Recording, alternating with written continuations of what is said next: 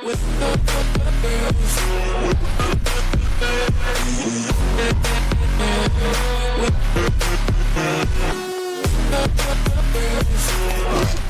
back to Untitled Films, and Coach Evans. I'm here with another draft video. And for those of you that know me, you're gonna know how hard it was for me to do an Ohio State guy.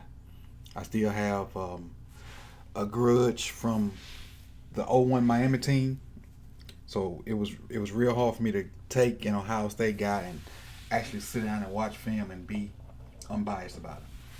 But I did that, mainly because my team needs help at inside linebacker. So I'm going to run down a series of inside linebackers I'm going to be looking at. And the first one I decided to do was Malik Harrison.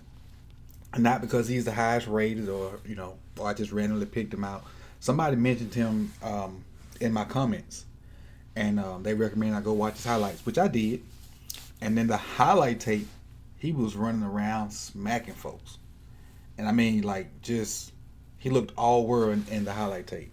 And this is not a prelude to bash, but his highlight tape is amazing. But him as a regular, every down inside linebacker for Ohio State, I saw a lot of good things.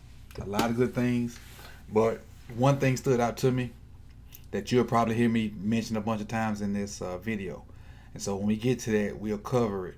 But I think this dude has the potential to be in NFL for a while. Even though this kind of is starting out like I'm going to be all negative, I'm not. But I think because of, for one, look at his size. He's 6'3", 240. That alone gives him a jump on a lot of people right there. Being that big, playing inside linebacker, and can do the things that's needed to be inside linebacker material. He got some tools that we're going to talk about here. But without further ado, let's get started with Malik Harrison, inside linebacker from Ohio State, the Ohio State University.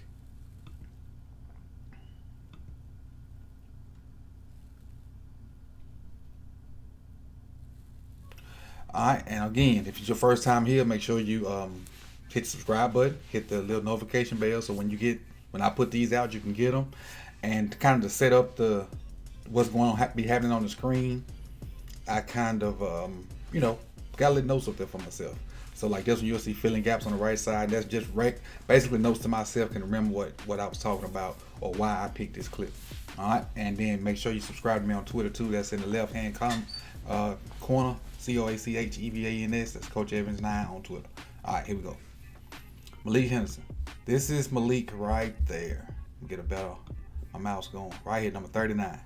And I got him filling gaps here. And one of the things he does so well is when he decides to go, or whenever his read and recognition, like the term is for him to go, he goes and feels.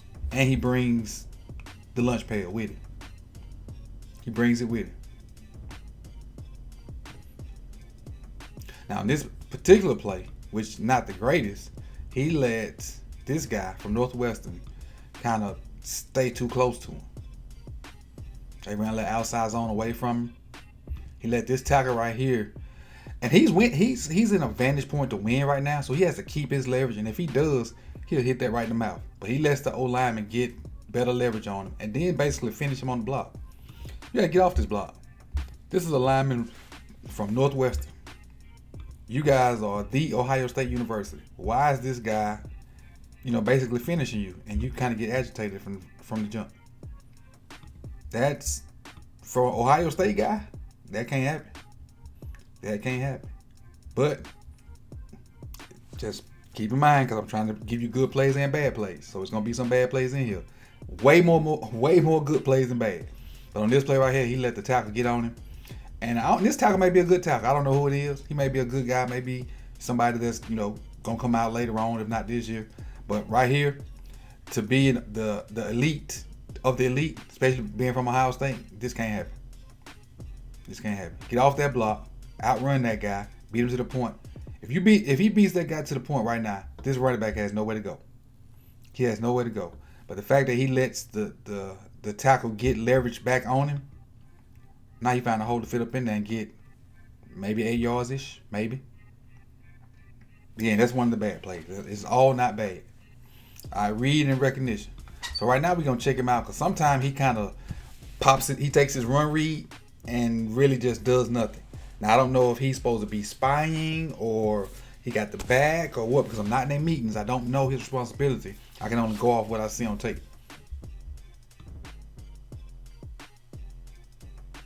You know what I'm saying? He just didn't go. That's what I didn't like about it. He popped his feet, didn't get a run read. There was no play fake. So now you should be in your drop. And if you blitzing, why you ain't gone? So that's what I'm saying. I don't really know like what he's reading or what he's seeing, because there was no play action at all by the quarterback. This is a straight drop back. I ended up being a screen. But there was no play fake. So why not? If you blitz and go, if you got coverage, go. You're in no man's land right there. You're in no man's land. Luckily, they didn't get much off of it. Now, this is the area where I have a problem with him at. His drops. And I could be biased, but the way I've been around guys that teach linebackers to drop, and the way they taught it when I was in school is you got to flip your hips while still with your head still being able to see what it needs to see. You got to flip your hips and be able to get depth and width at the same time. And then don't drop the grass. Don't drop the grass. Cut your eyes out there if nothing's there. Get more depth than width. Never drop the grass. And so you're gonna see the issues I have with his drops. But the only real problem I found in his game was drops, and that what I just showed you about the read and recognition. Everything else is gonna be positive.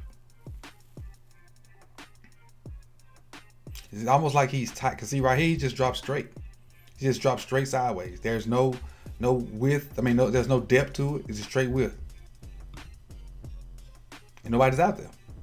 So now the fact that he decides to come up, he's out of his zone. He's out of his zone. Look at that. Does he even peek to see if anybody coming in the zone? Nope, he takes a half drop. Takes a half drop and gets nothing. Gets nothing. Got to complete a pass. Come to look at it, he might have tipped this ball. Did he tip this? No, he didn't tip it. But he is 6'3". All right, we got drops again. Let's see if we can find at the beginning of this play. All right, that's him in the middle. He's right up in here. He's just going to drop straight back. He's not going to turn around. He's just kind of patting his feet, covering nothing. Dropping to nowhere. Dropping to nowhere, covering nothing. He's just patting his feet and his eyes on the quarterback, which is where they should be in zone. It's in nowhere. And when I look at it on here, it's not just him. They got a 3-man route. All three of these guys, these two guys are basically still looking at the QB, and he hadn't tried to wall this guy, put his hands on this guy, hadn't got his eyes on this guy. I was taught linebacker play better than that. And I'm not saying that they don't have good coaches. I know they do. I'm just a regular dude, but you got to put hands on people and wall people and be able to flip your hips and get to certain spots and not just pat your feet and kind of fade back a little bit. And the thing is, and I'm gonna go ahead and tell you a little secret. As much film as I was watching on this dude, Malik, the guy that's on your screen right now just kept jumping out at me. When I put it on Twitter, I couldn't keep my eyes off of it. So as much film as I was watching on Malik, Chase Young just kept jumping out at me. But let's keep going, Malik. All right, taking on blocks. Now this is what he does a good job of. Let me let this one play. Bam. Look at that. Look at that. Watch him blow 61 up. 61 is the center, I think. He gonna get him right up under his shoulder pass with good leverage and pop him in the hole. Another thing, when he does take on blocks, he don't take them on back here. When he knows what's going on and he has to go, he don't take them on back here where he at. He take them on by the line of scrimmage. Boom. He blew that up right there. And kept leverage. Look at him. Gonna make the tackle too. He kept his outside arm free. So he blew up the puller and kept his leverage. Right up under there. You can't teach that better. He right up under the shoulder pass of the lineman. The low man wins. And he still got gap integrity. Still got his gap. This is his gap. Still got gap integrity. Now he doesn't make the tackle, but the cavalry got to come now. The cavalry got to come. He did a good job of taking it on. It's another job where he's taking on blocks. Taking on 75 from Nebraska. Let's see what 75 comes from. 75 is another puller. Attacking the pullers. And again, he makes this right here on the line of scrimmage. He don't let this man get up on him. And he still got his gap integrity. Still. Now this dude should be on that side. Because now you got two people in this gap. So what if the back come through there? He gone. But he has his gap. 5 has his gap. But he took this and blew this guy up at the line of scrimmage. Look at that. All him right there. And this is a puller. So he didn't wait till he got up on him and tried to get around him or get through him. He got right up on him. And made the tackle. I told y'all this wasn't going to be bad. Dude do some good stuff. And this one, I don't really understand what he was doing. This is more so that patting his feet, not really going. Is he a spy? What's your job? Now, bro, this dude can't run. So he might have been a spy. So that's why, put the question marks right there. But if he's not, I don't really know what the deal is. So I'm gonna go out on a limb and say he's a spy. He got the sack. And he got the sack. Now, he didn't get the sack because of anything he did extraordinary. Watch this dude. This dude, why he got the sack. And not hating, I'm just saying.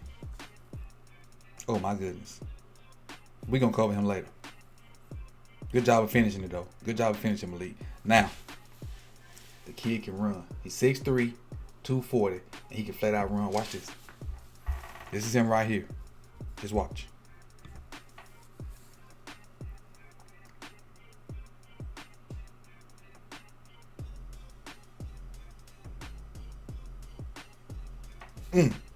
Run that stuff down.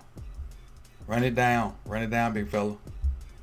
It's one of the premier backs in the country, I think. I think that's Taylor, maybe. I think that's his name. Run that stuff down. Run it down.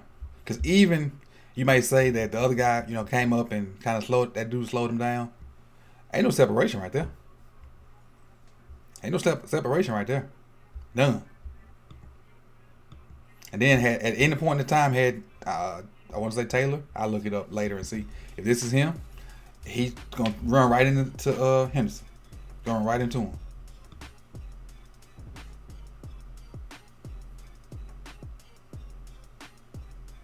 Now this is the drops. Back to the drops thing. The next video gonna show you a lot. The next clip's gonna have video of this. He drops this way, like flat. When I feel like he should drop with width and depth. And I feel like he should flip his hips with his head still looking at the quarterback and take the angle of this black arrow and not the angle of this yellow arrow. But when you're in the video, you're going to take the angle of the yellow arrow, which is right here.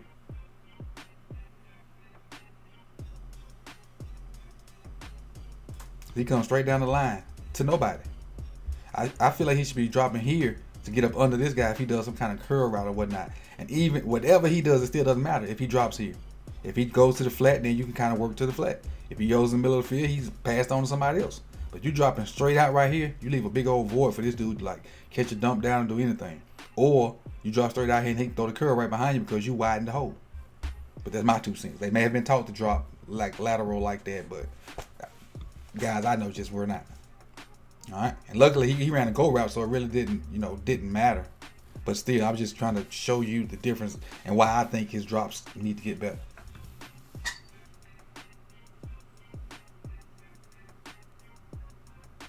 All right, and another question mark. We trying to figure out what he's doing. Patting them feet again.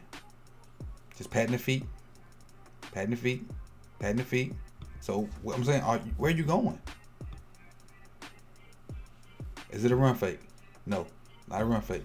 So now I need to sink my hips and get back. Unless I got the running back man to man. If I got the running back man to man, I need to get to him. I need to get to him. So let's just say, for the sake of having a responsibility, let's say the running back is this guy. When he comes out here, he needs to be right here on his edge waiting on him, making sure he goes out.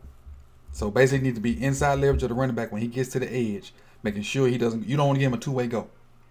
So that way, when he bursts out, you can just be in chase mode. Because a lot of times the running back gonna be faster than him, but in this case, this running back may not be faster than him because this kid can run. So what you want to do is take him inside out to make sure the only go he has is out. And if he tries to come back inside, he needs to run into you. You need to wall him back off.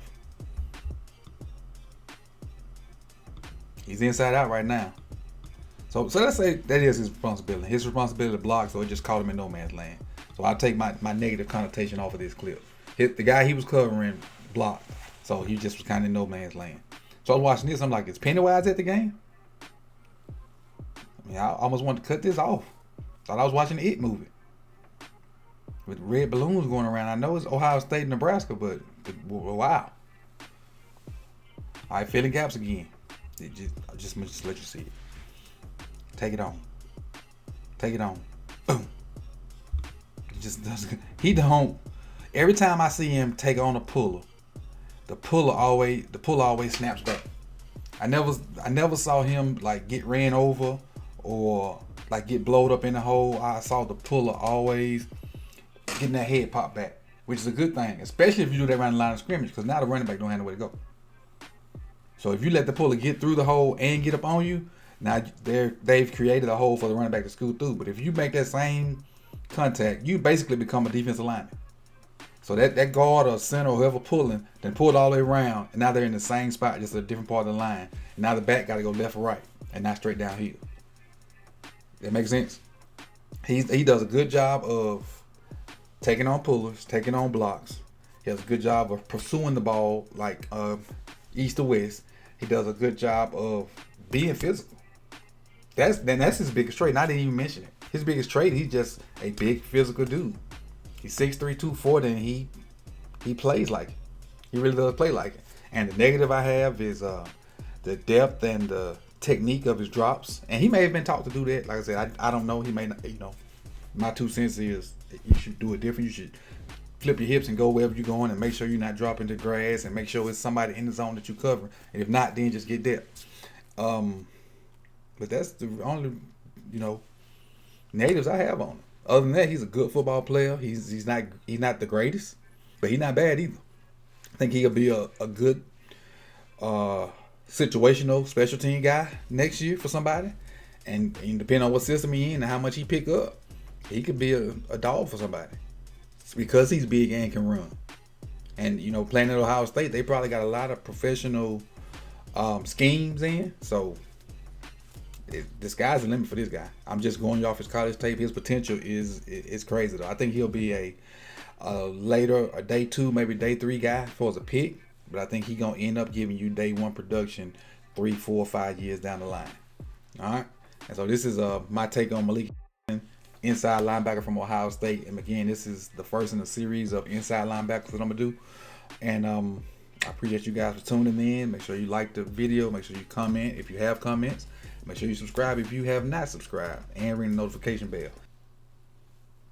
And this is Coach Evans signing off. How can people support my channel and help it grow? And after talking to other YouTubers, Patreon.com is the answer. Any amount donated will help build the channel. My goal is to get a telestrator and help explain the ins and outs of the game even more. So go on over to patreon.com/SipToTally to support the channel. And there will also be videos for subscribers only in the future. This is Coach Evans, and again, thanks everyone for the support. And head on over to patreon.com/SipToTally.